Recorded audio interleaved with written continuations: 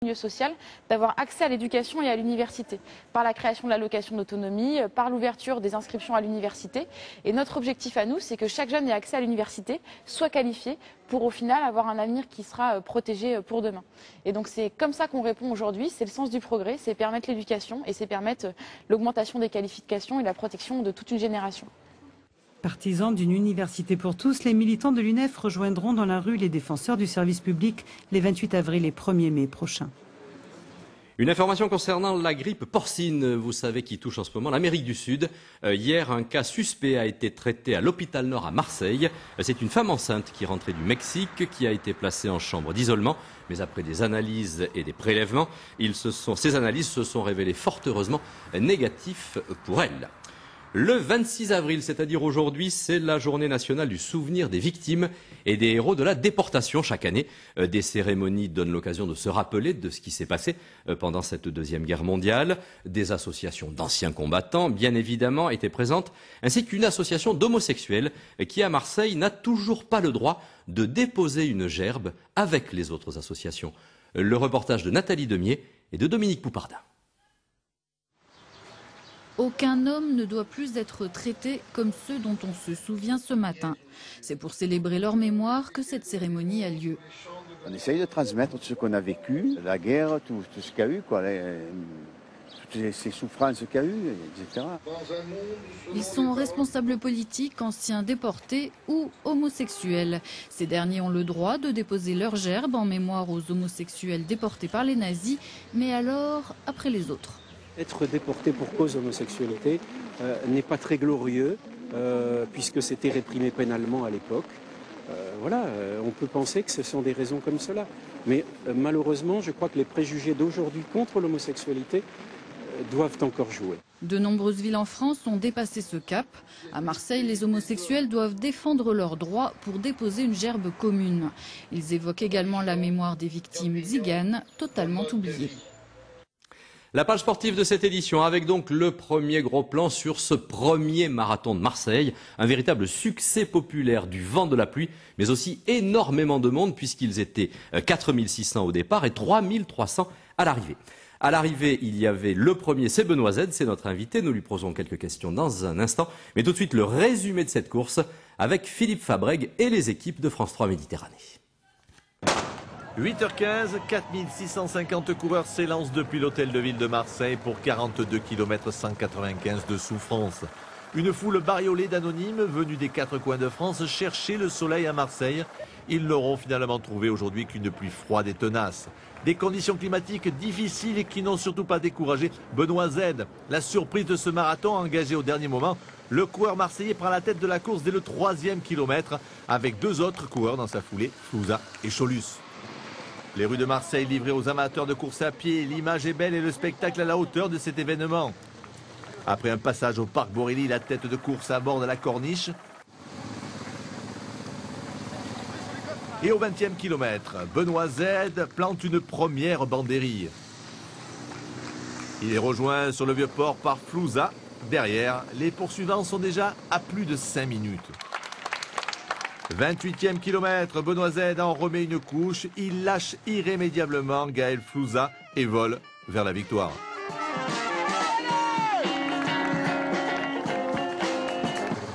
Benoît Z s'impose en 2h25 56 secondes et signe son grand retour.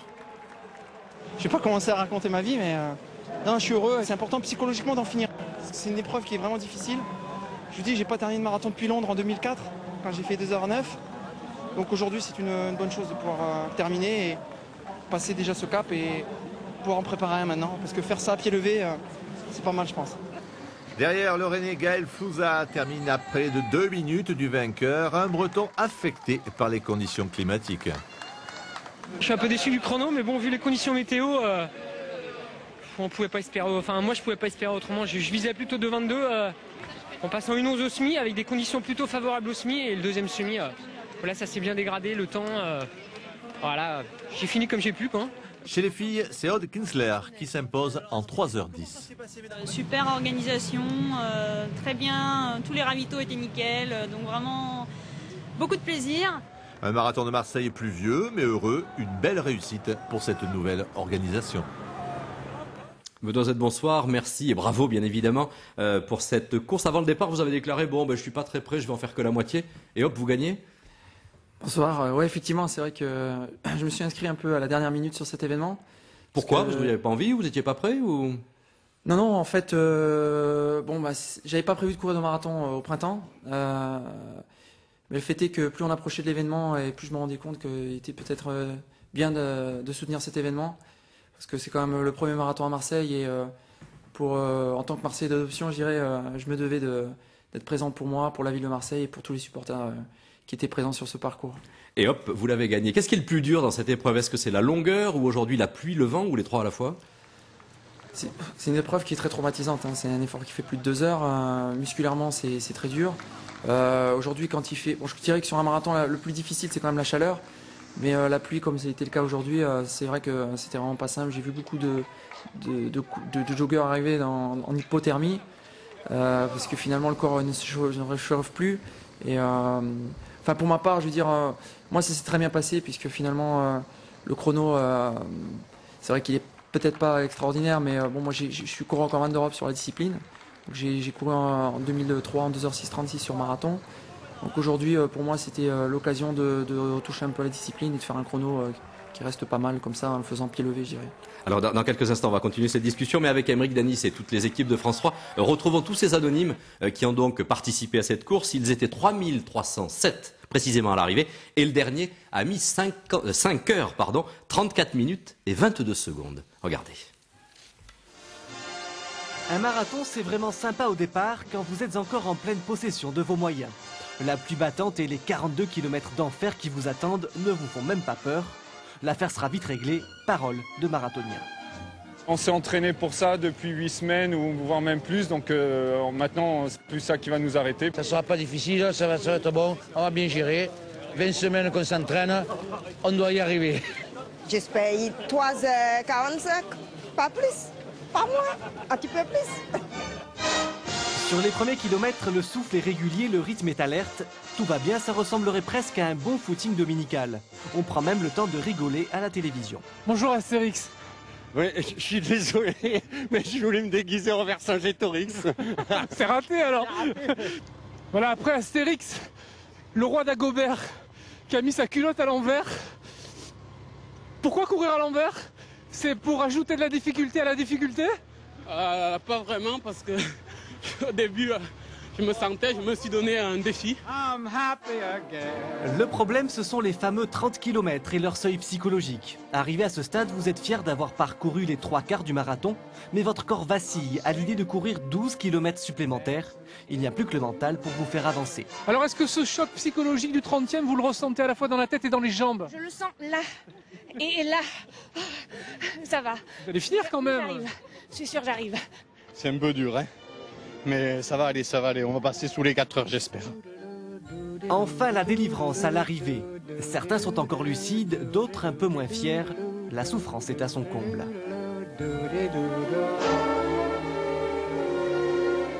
Je n'en peux plus. Qu'est-ce qui vous arrive? J'ai mal au cuisse. Et heureusement, il y a mon collègue qui m'a aidé là, mais je n'en peux plus. Est-ce que vous n'aviez pas suffisamment préparé la course pour avoir tant de douleur? Je ne suis pas entraîné du tout. Allez, une petite médaille pour féliciter tous les participants. Et si demain certains ne sont pas au boulot, c'est qu'ils ont pris une journée de repos bien méritée. 5h34 donc pour le dernier et 2h, à peu près 22 minutes pour vous Benoît Z, 3 heures de différence. On voit la différence entre le professionnel et ces personnes qu'on voit qui se lancent comme ça pour un marathon. C'est un peu gonflé d'ailleurs. Hein. Ah, mais ce qui est vraiment extraordinaire, et c'est pour ça que moi je me suis mis à faire du marathon il y a déjà très longtemps, c'est que c'est très populaire et vous avez l'occasion autant faire du haut niveau et courir avec la masse populaire. Et justement, même en étant à tête, vous sentez tout ce public qui vous entoure et qui vous aide, j'imagine, de temps en temps. Complètement porté. Moi, sur la route du retour en revenant de l'Estac, j'avais des gens qui s'arrêtaient pour m'encourager. C'était vraiment fabuleux. Alors parlons de votre carrière. On sait que vous avez été au centre d'une polémique qui vous a beaucoup affecté il y a quelque temps. Ce succès là chez vous à Marseille, ça va relancer, ça va vous redonner du moral pour tout ça? C'est vrai que à un moment donné, j'étais blacklisté sur les grands marathons majeurs. Donc aujourd'hui, les portes s'ouvrent à nouveau puisque j'ai gagné. J'ai mis en place un procès contre un journal dont je ne citerai pas le nom. Donc aujourd'hui, les portes des grands marathons s'ouvrent à nouveau. Donc je vais m'engager, je pense, sur un marathon à l'automne. Comme je disais aussi lors de l'interview, l'occasion de le terminer aujourd'hui pour moi, c'était aussi important, je pense, psychologiquement, parce que c'est une épreuve qui est quand même, comme je disais aussi, très traumatisante et le fait de le terminer. Traumatisante pourquoi? Parce qu'on est seul face à sa douleur? Parce qu'on a cette ligne qui est quand même très loin, 42 km? On parle souvent du mur du 35e kilomètre. À un moment donné, vous avez beau être au milieu d'un peloton, si à un moment donné, vous êtes face à votre effort, même en étant au milieu d'un peloton. Et ça, le corps, il sent 35 km? Ah oui, complètement. Vous êtes. Je suis pas du tout coureur, hein, donc je pose des questions basiques. Vous avez basiques. les jambes qui s'alourdissent et vous avancez avec la tête, quoi. Donc un effort qui est facile dans la première heure devient très très très très difficile dans la dernière demi-heure, on va dire. Et vous arrivez tout de même à la fin à franchir cette ligne avec encore plus d'élan que vous n'aviez au départ, quoi. Oui, bon, en tout cas, comme je vous disais aujourd'hui, 2h25 pour moi, c'est une performance qui est loin de mon meilleur niveau. Mais je crois que de toute façon, ce qui est important à savoir, c'est que dans le marathon, les gens ont un challenge, c'est faire des chronos, que ce soit à 3h, 3h15, 2h45. C'est le finir, quoi. C'est le finir. Et puis chacun se dit bon, la prochaine fois, j'essaierai de passer la barrière que j'avais faite la dernière, voilà, et ainsi de suite, quoi. C'est ce qui fait que tout le monde est derrière son petit chrono et son envie de réussir. Une dernière précision, vous avez fait plusieurs marathons, hein. Celui de Marseille est particulièrement difficile en dehors du temps d'aujourd'hui ou pas? Pardon, Est-ce que le marathon de Marseille est techniquement difficile ou pas? Oui, comme je l'expliquais avant le marathon, je pense qu'on pouvait pas faire mieux au niveau du parcours. La configuration de la ville est pas simple. Je crois que les organisateurs Michel Parra et Laurent Courbon ont vraiment bien géré cela. On pouvait pas faire plus plat. La partie, je dirais, côté nord, elle n'était pas facile au retour parce que malheureusement les conditions étaient détestables et on s'est pris du vent comme je le disais tout à l'heure, celui qui finit Gaël Fouza qui finit deuxième derrière moi. C'est vrai qu'avec le vent de face, c'était très compliqué au retour. Merci Bruno Z et encore bravo pour cette première réussite donc au Benoît Z. Je remercie la ville de Marseille et tous mes partenaires et à très bientôt. Merci et bonne chance dans vos futurs marathons. Nous passons au volleyball féminin maintenant avec Cannes. Cannes qui disputera la finale du championnat de France car les Cannoises ont battu Istres à domicile hier soir 3-0 pour la demi-finale retour. Les Cannoises vont tenter de remporter un 12e titre consécutif. Écoutez l'analyse de l'entraîneur d'Istres, vous allez l'entendre, c'est le métier qui rentre pour ces joueuses. Je pense que là, il y a eu une utilisation maximum de toutes nos potentialités. On a fait des fautes bêtes par moment sur des joueuses qui sont encore inexpérimentées. Elles apprennent en même temps qu'il faut être performant, donc c'est compliqué, mais je pense qu'on pouvait faire mieux. Gagner un set, j'en suis pas sûr. Mais être mieux dans le jeu, oui. La performance à présent des hockeyeurs de Gap, car l'an prochain, ils participeront à la Coupe Magnus. Ils sont devenus hier soir les champions de France de Division 1 en battant Caen 6-3. La saison prochaine, 2 équipes régionales seront donc dans l'élite française. Ce sont les Diables Rouges de Briançon et les Rapaces de Gap qui ont fêté hier soir, vous le voyez, la victoire sur la glace pour cette belle accession de beaux derbys régionaux donc en perspective l'an prochain. Et puis un petit mot de football avec le dernier match de la 33e journée de Ligue 1. Ce soir, c'est Marseille qui joue à Lille. L'occasion de se détacher de Bordeaux qui reste en embuscade avec 2 petits points d'écart. Les Marseillais jouent à 21h, les Bordelais jouent à 20h.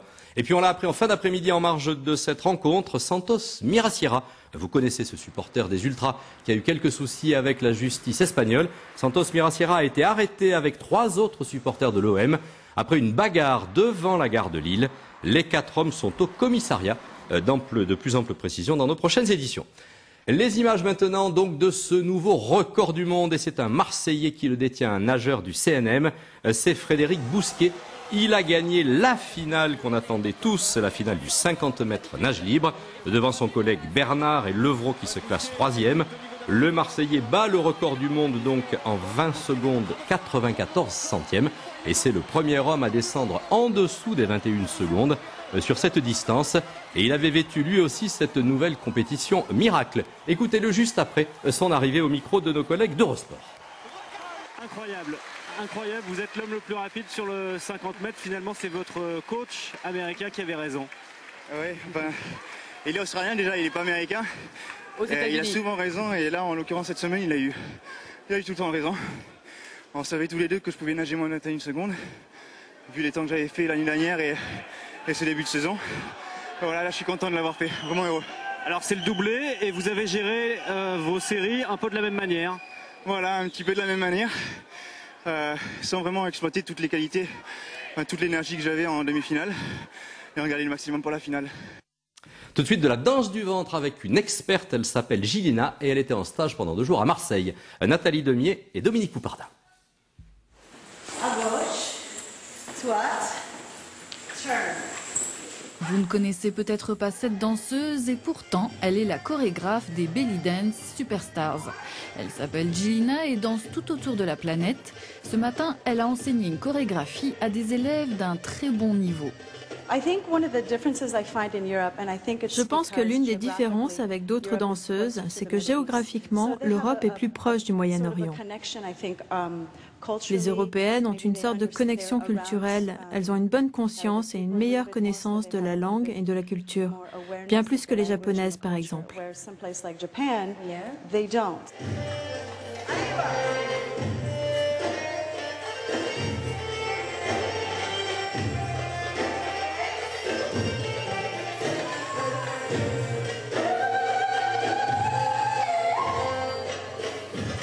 Sa danse s'appuie sur la tradition égyptienne, mais Gilina y ajoute son expérience dans les ballets, le hip-hop et le jazz. Son style égyptien moderne a fait d'elle le grand nom de la danse orientale. Voilà, c'était ce week-end à Marseille. Merci de votre attention, bonne soirée sur la 3 et à bientôt. Bonsoir. Akuers nimvar, ya kinjan, akeu galan pareu, a krumpa, akeu pulitu stau per la vide. Que creises. En 2012, le champas méjancier fut vendu, et à qui commence les escaufestres. Au cadastre se dit que le terrain montes l'ustau, et ici,